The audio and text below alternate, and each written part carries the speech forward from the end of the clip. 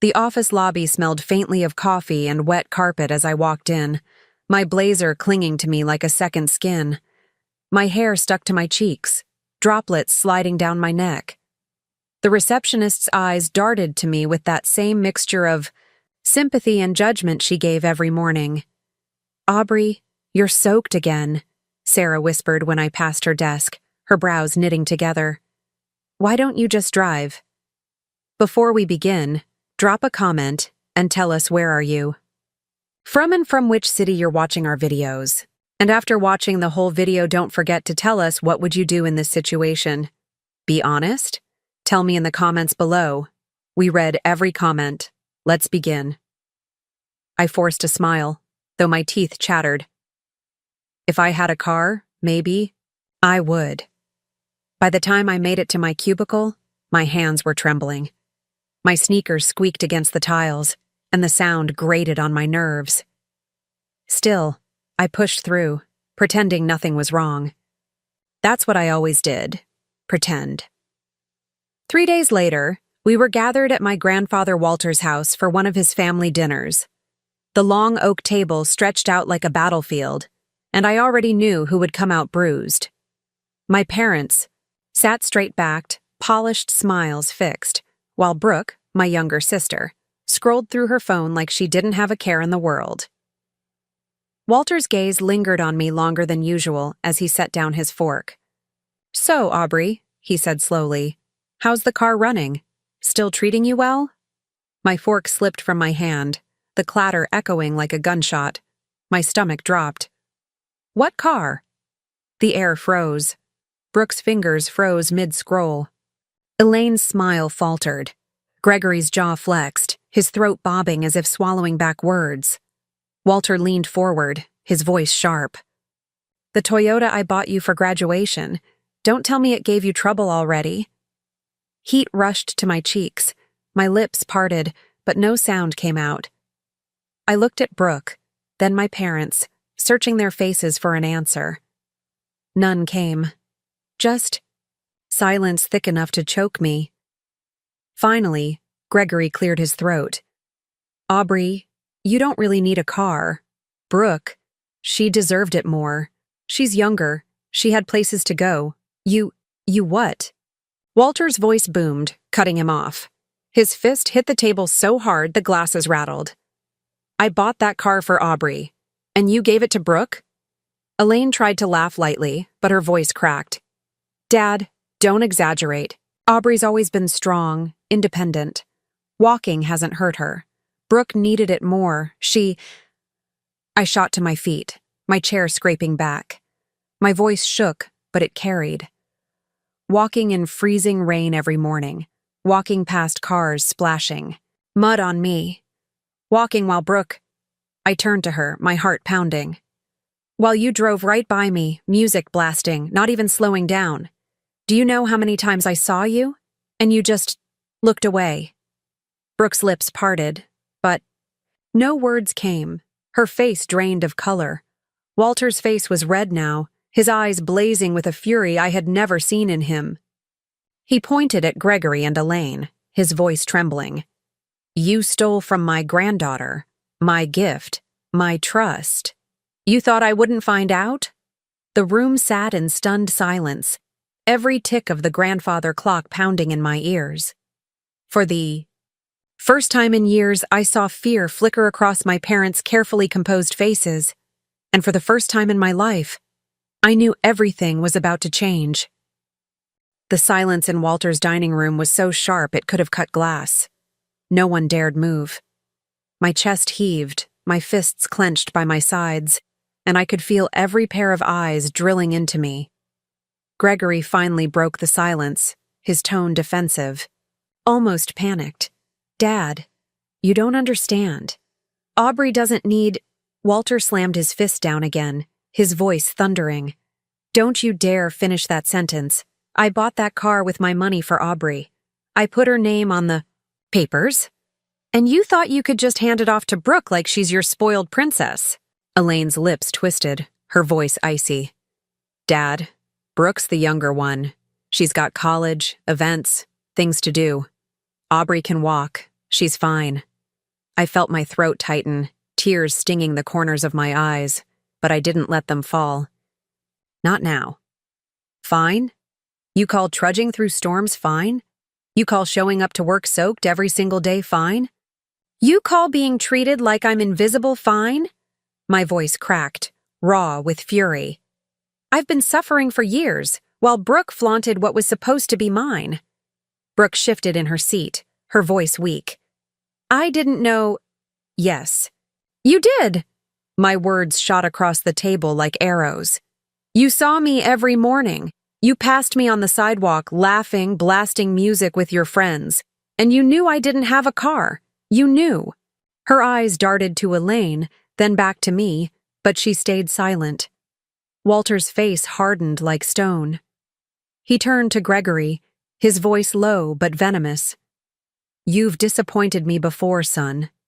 But this is theft. From your own daughter. From me. Gregory's face reddened, his composure slipping.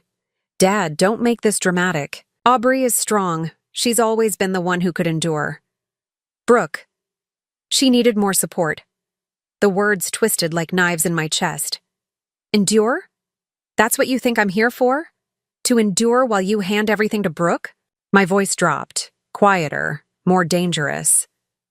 Do you have any idea what that's done to me? Walter's hand shook as he pushed back from the table. This family has rotted from favoritism. You've turned one daughter into a servant, and the other into a parasite. Elaine gasped. Don't you dare speak about Brooke like that. But Walter ignored her. His sharp eyes landed on me. Aubrey, listen to me carefully. I will fix this tonight. You won't walk to work another day.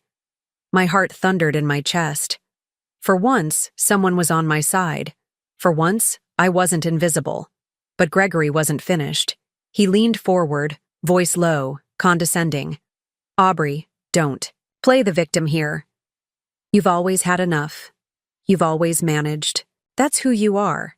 Your sister needed more. She's the one with a future that matters. Those words, they snapped something inside me. I stared at him, my hands trembling. A future that matters? What about me, Dad? Am I nothing to you? Elaine scoffed, rolling her eyes. Don't be dramatic, you're fine. You always make things bigger than they are. Walter's chair screeched against the wood floor as he stood. That's enough. I won't listen to this disrespect another second. He stormed from the table and disappeared down the hallway. Tension was unbearable, pressing down on me like a weight. Gregory and Elaine avoided my gaze, whispering furiously to each other. Brooke sat frozen, her phone forgotten in her lap. Minutes later, Walter returned. In his hand was a thick envelope. He tossed it onto the table, right in front of Gregory. There's the title. And the proof. The car was purchased under Aubrey's name. I have every receipt. You forged her signature to give it away. Gregory's face drained of color. Elaine reached for the envelope, but Walter's glare froze her hand mid-air. You thought I wouldn't keep records? Walter's voice cracked with fury. You thought you could manipulate me, deceive me, and get away with it? No. This ends now. I reached for the envelope with trembling fingers. My name, my full name, was printed clearly across the documents. Tears blurred my vision, but they weren't from weakness. They were from a surge of vindication I'd been denied for years. Walter's eyes softened as he looked at me. Aubrey, tomorrow morning, you'll have the car. I'll personally make sure of it. Elaine's voice rose, sharp and desperate. Dad, you can't just take it from Brooke. She's used to it. It'll ruin her life.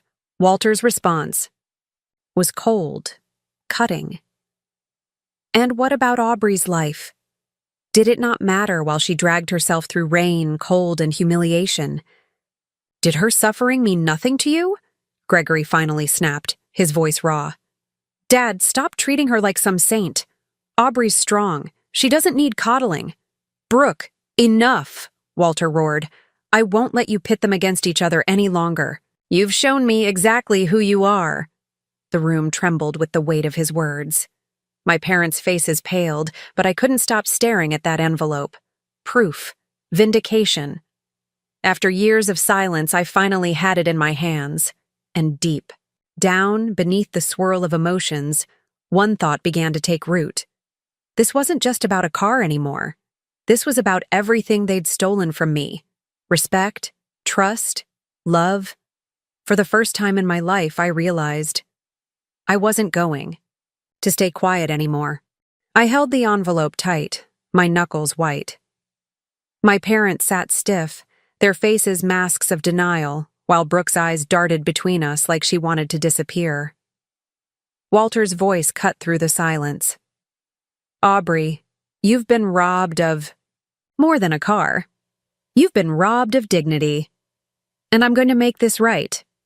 Elaine tried to soften her tone, her voice dripping with fake calm. Dad, you're overreacting. Aubrey's fine.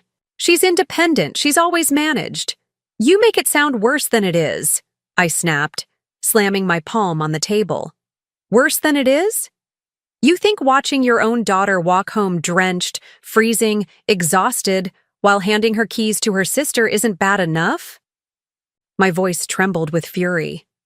You think that's nothing.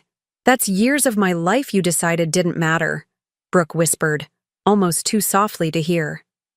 I didn't ask for it. They gave it to me. I turned on her, my chest heaving. And you didn't refuse it either, Brooke. You knew it was mine. You watched me suffer, and you stayed quiet. That makes you part of it. Her lips quivered, but she had no defense. Walter's glare never left Gregory. You forged her name, didn't you? Tell me the truth before I drag this to court. Gregory shifted uncomfortably, his hands trembling against the wood table. For once, the confident man I knew seemed small. I thought she'd understand. Aubrey doesn't need help like Brooke does. She's stronger. I laughed bitterly. Stronger? That's not love, that's punishment. You raised me to carry everyone else's burdens while Brooke got to live free. Walter leaned in, his voice low and dangerous. Gregory, you've treated your eldest like an afterthought. And now I see the truth. You never wanted fairness. You wanted convenience. Elaine shot to her feet. Enough.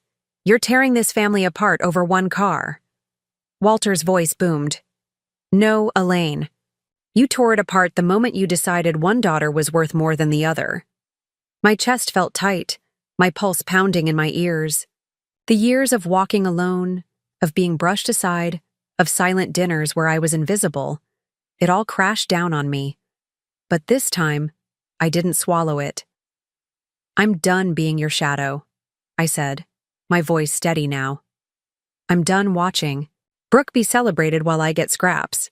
This isn't just about the car. It's about how you've treated me my whole life. Like I was nothing. Walter's eyes softened as he turned to me. Not nothing, Aubrey. Never nothing. You've proven more strength than the rest of this table combined. And now it's time you finally have the life you deserve. He pulled another envelope from his jacket and slid it toward me. My heart skipped. Gregory's eyes widened. Dad, what is that? Walter's voice was calm, deliberate. Something I've been holding on to. A trust fund in Aubrey's name. I intended to wait. But tonight proves I can't. You can't be trusted with her future, Elaine gasped, clutching her chest.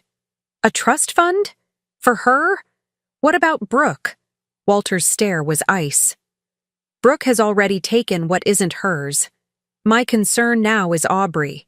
She will not walk in the rain another day. She will not beg for respect in her own home. My hands shook as I reached for the envelope, my name printed boldly across the front. The air felt electric, every second stretching into forever. For the first time, Gregory and Elaine looked powerless. For the first time, Brooke's smugness cracked into shame. And for the first time, I realized the balance of power in this family was shifting toward me. The envelope in my hands felt heavier than bricks.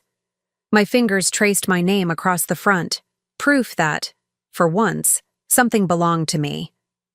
My parents' faces were pale, their eyes darting nervously between Walter and me. Brooke sat frozen, her jaw slack, like she'd just seen her world collapse. Walter's voice was steady, cold. "Aubrey, that trust fund is yours. I kept it quiet, waiting for the right time. But now I see. You've suffered enough under this roof of lies. I'll not allow it any longer." Gregory finally found his voice, though it cracked with desperation. "Dad, you can't do this. You can't just hand her everything. What about Brooke? She's the youngest. She still needs—" "Stop." Walter's voice sliced through the room like a blade. "Every time you say Brooke needs, what you mean is Aubrey can sacrifice. Enough. You've fed off her endurance long enough." Elaine stepped forward, her face twisted with indignation. "Walter, you don't understand. Aubrey's always been fine on her own. Brooke's fragile. She needs more support. You can't just take away everything we've built for her." I laughed bitterly, my eyes stinging with tears that burned instead of soothed. "Built for her? You built it by stripping me bare. You let me drown so she could swim." My voice rose, sharp and raw. Every time I came home soaked to the bone, every time I dragged myself to work while Brooke cruised by with the music blasting, you let it happen. "You watched me break down in silence, and you did nothing," Brooke whispered, her voice trembling. "I didn't mean to hurt you, Aubrey." I turned to her, my words cold. "You didn't stop either. You watched. That makes you guilty too." Walter's fist slammed onto the table, rattling the glasses. "This ends tonight. Aubrey, starting tomorrow, that car will be returned to you. And if Gregory and Elaine refuse, I'll call the police myself for forgery and theft. Do you hear me?" Gregory's face turned crimson, sweat beading on his forehead. "Dad, don't drag the law into this. We're family." "Family?" Walter's voice cracked with fury. "Family doesn't rob their own blood. Family doesn't leave one daughter to rot while the other is coddled. You lost the right to call it family the day you chose favoritism over fairness." The words cut deep, and I saw my father flinch. For the first time, he looked small, like a man caught with no excuses left. I opened the envelope.